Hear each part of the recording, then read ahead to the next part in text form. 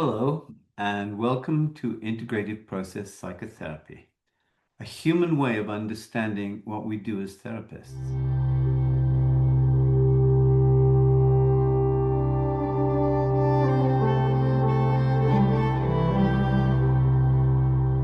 In this video, I will give an overview and introduction to Ericksonian Hypnotherapy. This approach to hypnosis and therapy was developed by Milton H. Erickson in the United States, one of the most innovative and creative therapists of the 20th century. But let me start with some background, kind of unusual experiences that I had as a teenager.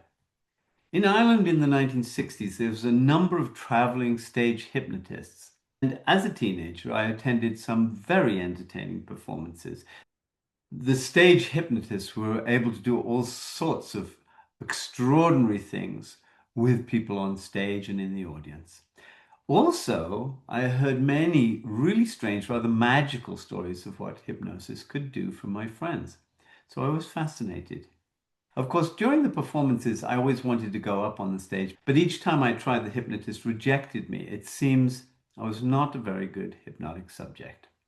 At the age of 16, I decided that I needed to know more. I taught myself a basic hypnotic induction from a book, and I proceeded to hypnotize and regress a girl at a party. I was the star, basically. Later, I hypnotized a close friend multiple times over an extended period, and I was able to elicit a lot of very strange phenomena. I got too embroiled in the hypnosis with my friend, and I got scared of the power and the unpredictability of the hypnotic state. Then I forgot all about it for many, many years. I was trained as a psychologist, and in the 1980s, I was working with clients who had physical issues as well as psychological problems. So I wanted to have more of an ability to influence the physical state of my clients to help them with pain, with different physical issues that they were having.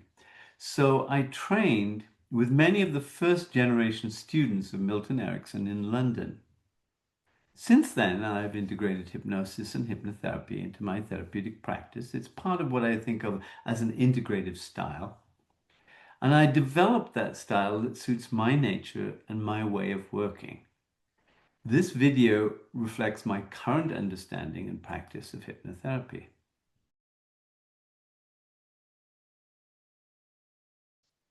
From an Ericksonian perspective, hypnotic trance is not viewed as a mysterious altered state in which the therapist takes control of the client. That was my original idea when I was a teenager. And of course, it was incorrect and also somewhat ethically questionable. Instead, Milton H. Erickson described trance as a natural state. It's a state of absorbed attention and heightened responsiveness in which unconscious learning, creativity, and problem solving becomes more accessible. Several features distinguish Erickson's understanding of trance from more traditional hypnosis. The first is that trance is a natural, everyday phenomenon. People go in and out of trance. You and I go in and out of trance-like states many times each day.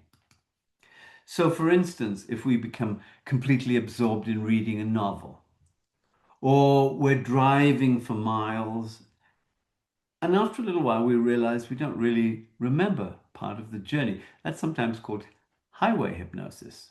We're taking a little break and we go into a little daydream about something or other. We're kind of a little off in our own world. Or maybe we're listening to a piece of music which is really compelling.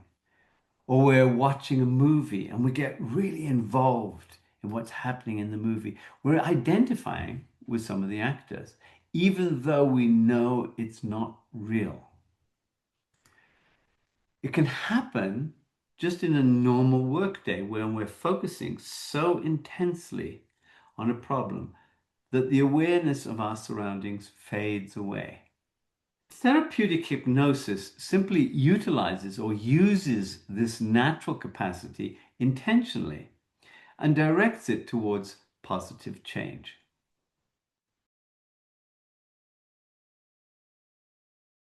During a hypnotic state, which is, if you like, a natural state but amplified, attention becomes more selectively focused.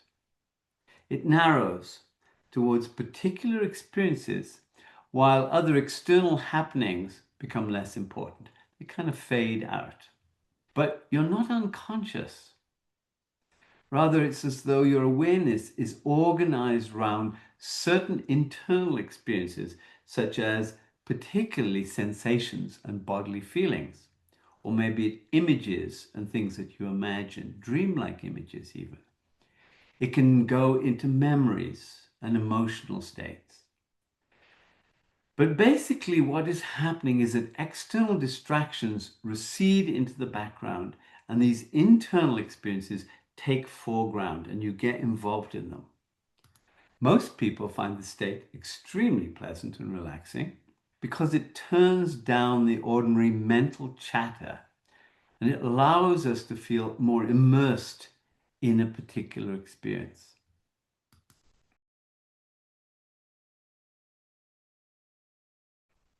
What happens during a hypnotic state is that unconscious abilities become more available. One of Milton Erickson's central assumptions was that your unconscious mind is a great storehouse of learnings. It has so many more resources than we imagine. It's the foundation of all of our functioning, and of course it contains all our forgotten memories. It contains all the skills that we have learned but maybe aren't using, but they're somewhere deep down inside of us. It's our creative abilities, and it's adaptive. It adapts us to situations automatically without us thinking.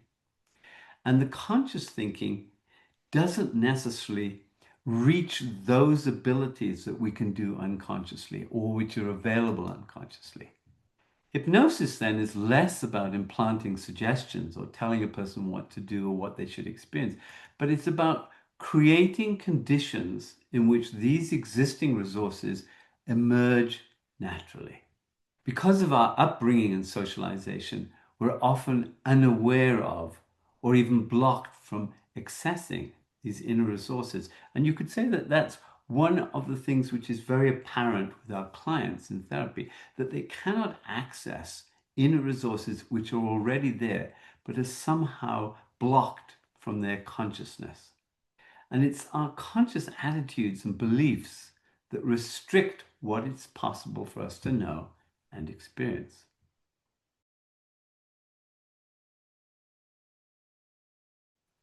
During a hypnotic state, even a light trance state, our conscious control relaxes. The analytical, critical, problem-solving mind, which is part of our ego, it dominates ordinary awareness. But during trance, this conscious effort kind of relaxes. It softens. And it allows spontaneous associations to just arise naturally. We find we're able to think about things in a new way, new perspectives. We have different kinds of ways of thinking which are a little bit less formal, less logical, in some sense more dreamlike with a lot of imagery. And it's in this state that we learn from inner experience. This doesn't mean that we lose our free will. Erickson repeatedly demonstrated that clients and everybody who's in the state maintain their inner values and they can reject suggestions which are inconsistent with how they think about themselves. Control relaxes best when there's a trusting and respectful relationship. So in therapy, you really cannot access some of these phenomena from hypnosis if you don't have a good relationship, a trusting relationship. In fact, I would say that's one of the fundamental aspects of good hypnotherapy. It's relationship. And the trust that that person has in you allows them to experience something that they couldn't have thought of on their own.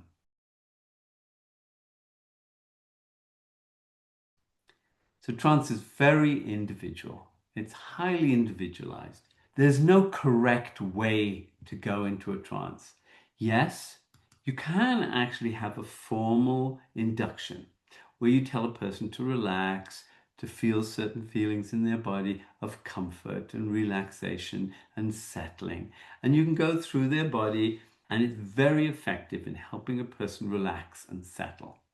But in hypnotherapy, you can actually do this in a very much more naturalistic way. And so in that state, a person can experience vivid imagery that's sometimes convincingly real.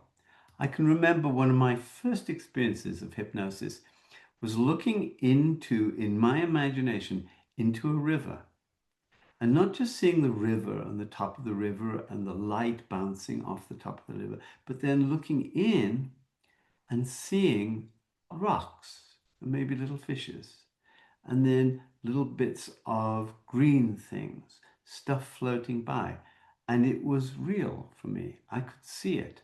Not in the way that I would normally imagine it. It had a certain kind of quality which was vivid. And in a trance, you can get engrossed in a certain thought or a certain experience. Everything else becomes less important. There are changes in your body sensations, including heaviness, lightness. People sometimes have a tingling sensation or even a vibration. It's quite common to get what's called a kind of numbness. Or I have some clients who have a certain kind of swirling feeling. They feel as though they're going round and round in some ways, which is a little disorienting, but also quite interesting.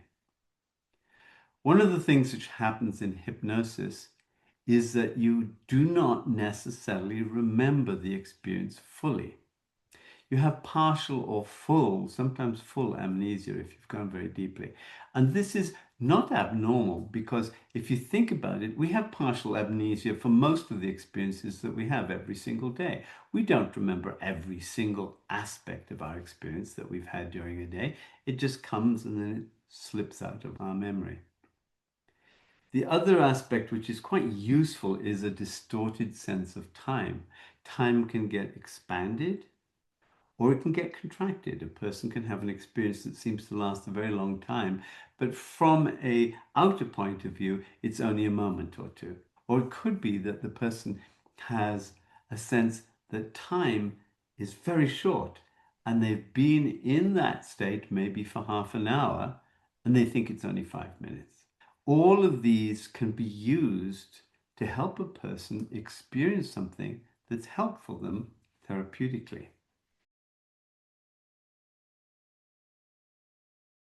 And Erickson was always talking about utilization, using what a person brings rather than trying to direct it or control it. And you could say that's his most distinctive contribution, which is utilize, use what's there, don't impose. Don't force things on a client. Don't have a predetermined idea of what should happen. Work with whatever a person brings. Now, if a person brings resistance, you work with the resistance. If they're curious, you work with the curiosity. If they're anxious, work with the anxiety. Don't try to change it, work with it, modify it. Use things which are inside the person to have things change naturally. What you're looking for is spontaneous responses which you can use to help the person expand their repertoire of experience. So then everything becomes material for therapy. So Erickson often told stories that metaphorically addressed or implied certain kinds of learning or personal development.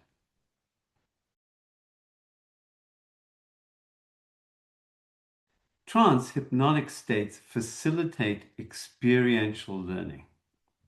Erickson believed lasting change occurs through experience rather than intellectual insight alone. We can think about many, many things, but until we've experienced it, it doesn't mean that much. So, for instance, you can't explain to somebody what the taste of an orange is until they've tasted it. They can think about it, you can describe it, but they will never know what an orange is until they've eaten that orange. But in trance, clients can imagine and rehearse new behaviors. They can experience different emotional responses. They can develop new meanings and perspectives on old experiences, particularly traumatic experiences from their childhood. And if there are parts within the person which are not working together, you can help them integrate and relate those parts. Particularly what I use hypnosis for is to access unused or even misunderstood abilities, abilities which are there, but a person hasn't fully connected to them or integrated with them. And rather than telling somebody to change, you want to design experiences in which change emerges naturally from the person's own sense of self. And if a new ability or an insight arises spontaneously from that person, it'll tend to be far more impactful than if they were told to do something or something was interpreted or explained.